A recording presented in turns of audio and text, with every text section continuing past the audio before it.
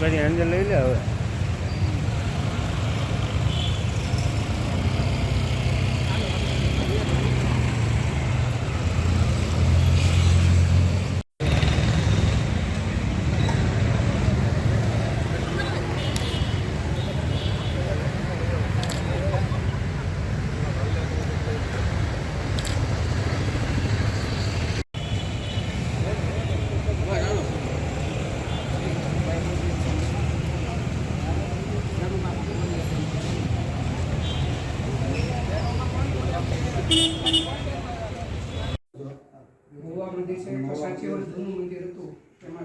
રાત્રે મૂર્તિ ચોરીને અને મંદિર બંધ કરી દીધું. ત્યારે નરેન્દ્ર મોદીના શાસનમાં જૂના મંદિરો બંધ હતા. એ બધા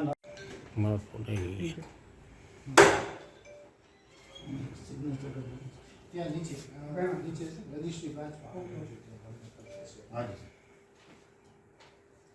મારું નામ દલપતભાઈ બારિયા, ભાવનગર. આજે અમે કલેક્ટર સાહેબને આવેદનપત્ર આપવા માટે બધા આવ્યા છીએ. બાબત એવી છે કે ગત તારીખ 16/12/2024ના રોજ મહુવા ખાતે ખારગેટ 186 વર્ષનું જૂનું જે મંદિર હતું એ મંદિરમાંથી રાતોરાત મૂર્તિ મધરાતે એટલે 12 થી 3ના ગાળામાં સરદારના નિત્યસ્વરૂપ સ્વામિનારાયણનું શિષ્ય મંડળ આ રાતોરાત કોઈપણ જાતની વેદોક્ત વિધિ વગર આ મૂર્તિઓને ખસેડી છે. એનાથી મહુવા અને ભાવનગર જિલ્લા અને સારા ગુજરાતના જે સ્વામિનારાયણના જે આશ્રિતો છે તેમની ધાર્મિક લાગણી દુભાણી હોય. અમે કલેક્ટર સાહેબને માધ્યમથી સરકારમાં રજૂઆત કરવા માટે બધા આવેદનપત્ર આપવા માટે આવ્યા છીએ કે જે મંદિરોમાંથી મૂર્તિ જૂના મંદિર પુરાણા મંદિરમાંથી મૂર્તિઓ લઈ ગયા છે એ મૂળ જગ્યાએ પાછી સ્થાપિત કરે.